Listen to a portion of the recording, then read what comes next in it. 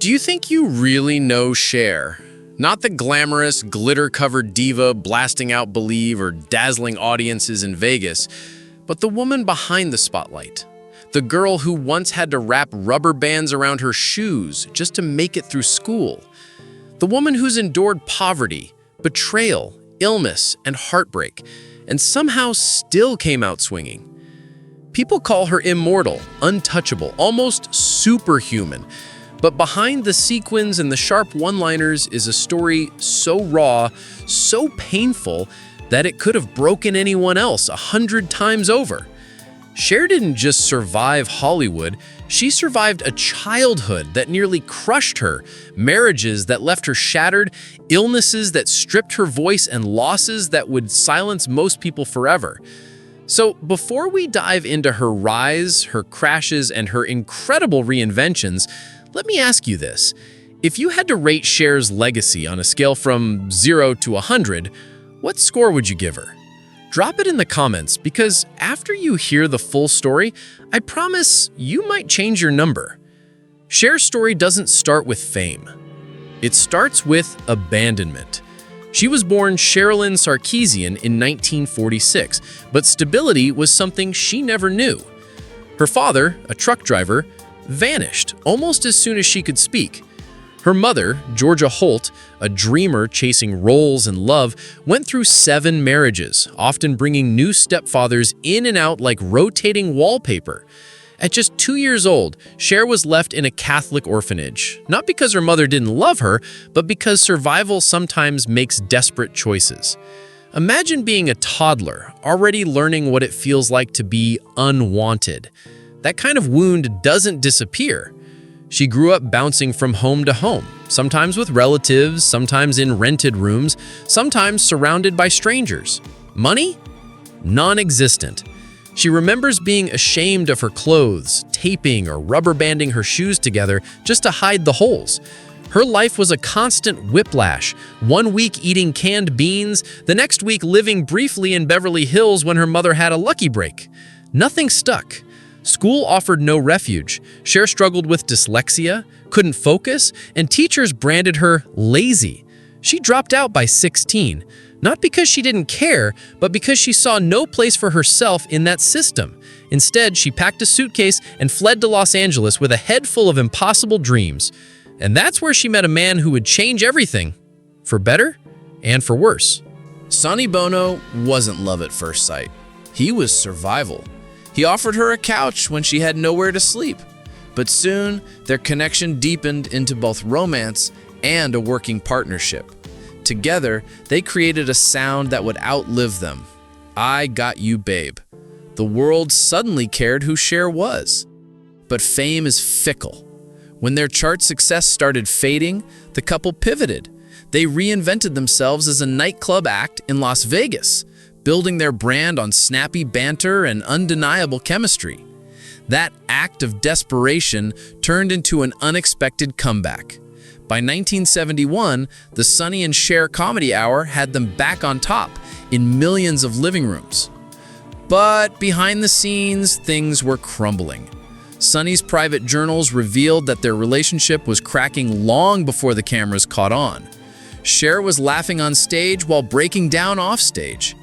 By 1974, it collapsed. Divorce wasn't just heartbreak, it was financial ruin. Cher, the face, the voice, the fire of the act, walked away nearly penniless. Sonny had controlled their finances, and she had trusted him. It was betrayal layered on heartbreak. But instead of disappearing, Cher did the unthinkable. She started over alone. Within days of her divorce, Cher married Greg Allman of the Allman Brothers Band. On paper, it looked like a passionate new beginning. In reality, it was chaos. His addictions clashed with her need for control. Their marriage almost ended in a week. But then came Elijah Blue. Their son became the flicker of light in an otherwise destructive relationship. They tried again, reconciled, hoped. But the hope didn't last. By 1978, the marriage was done for good. Cher rarely talks about it, but when she does, she calls it deep but hard. Even through the wreckage, Cher refused to vanish. This was a pattern that would define her life. Broken hearts, but relentless survival. By the late 1970s, CHER was at another crossroads. Music trends were shifting. She risked irrelevance. Then came Casablanca Records, the disco powerhouse. CHER, a rocker at heart, took a gamble. Take Me Home dropped, dripping in sequins and bass, and suddenly she was back. The hit wasn't just catchy, it was life-saving. But reinvention is never simple. Her follow-up album, Prisoner, tried to blend disco with something more personal, but it flopped. Then she tried again with a rock band, Black Rose, fronted by her and partner Les Dudek. She wanted authenticity, to be taken seriously as a musician, not just a brand. But because the album didn't have her name on it, fans didn't even realize it was her. Sales tanked. Another heartbreak, another collapse. But instead of sulking, CHER did something terrifying. She walked away from music, from her comfort zone, and decided to rebuild in a completely new world. Hollywood has a way of eating musicians alive. But CHER wasn't just any singer, she was a survivor. In 1983, she took a role in Silkwood alongside Meryl Streep.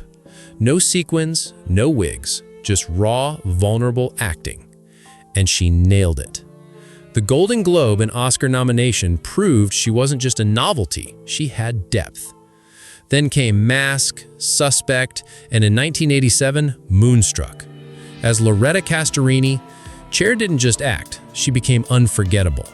And when she held that Oscar for Best Actress, it wasn't just Hollywood clapping, it was destiny clapping back at every teacher who called her lazy, every critic who said she couldn't survive without Sunny, every industry exec who doubted her comeback. But just as she reached the peak of her acting career, life had another curveball. During The Witches of Eastwick, Cher started feeling exhausted. Soon, it spiraled into something worse, the Epstein-Barr virus and pneumonia.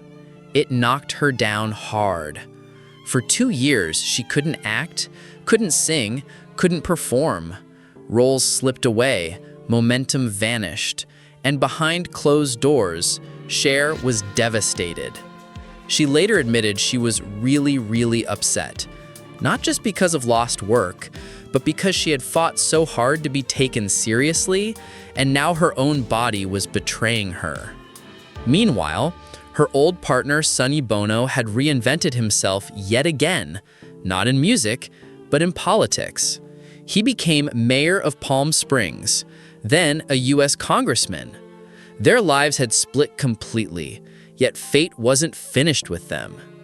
In 1998, during a skiing trip in Aspen, Sonny Bono died in a tragic accident. The world was shocked. But for Cher, it was personal devastation. She flew back immediately. At his memorial service, she wasn't Cher the superstar. She was Cher the grieving ex-wife, standing raw and broken, eulogizing the man who had defined so much of her youth. She honored him not as a business partner, not even as her ex, but as someone who had believed in her when no one else did. The eulogy was simple, honest, and heartbreaking. It was closure, yes, but it was also proof that no matter how complicated their past, Sonny's fingerprints were on her legacy forever. Fame made CHER larger than life, but in private, being a mother was her hardest role. Elijah Blue later admitted that being sent to boarding school at 7 felt like rejection. Even as an adult, he confessed he was still working through that pain. He called their relationship a work in progress, full of distance and silence, but also love. CHER's motherhood wasn't picture perfect. She juggled fame, survival, and personal demons, and her children often paid the price. But through every fight, reconciliation, and breakdown, her love never disappeared.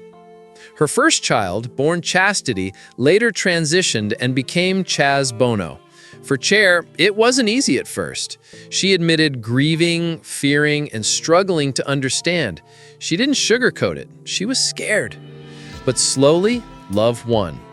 CHER chose to grow, to learn, and eventually became one of the loudest celebrity advocates for LGBTQ+ rights. Today, she says she and Chaz are closer than ever. That journey wasn't just about Chaz finding authenticity, it was about CHER finding hers as a mother. Now, at nearly 80, CHER is still here, still defiant, still iconic. She lives in her Malibu mansion, an Italian Renaissance palace overlooking the Pacific, worth millions. Her net worth today? Around $360 million. But what she values most isn't the fortune. It's the peace she fought her entire life to earn. She meditates, journals, tends to her health, and speaks openly about aging. Some days I look in the mirror and I see my mother. Some days I see a stranger. But I always see someone who survived. That's the heart of CHER's story, survival. From rubber bands on her shoes to Oscars on her shelf, from abandoned child to living legend. And now, I'll throw it back to you. Which part of CHER's journey speaks to you most? Her childhood resilience? Her reinvention in Hollywood? Her bond with Chaz? Drop your thoughts below, because CHER's legacy isn't just about music, movies, or money. It's about teaching us all that no matter how many times life knocks you down, you can rise again and again and again.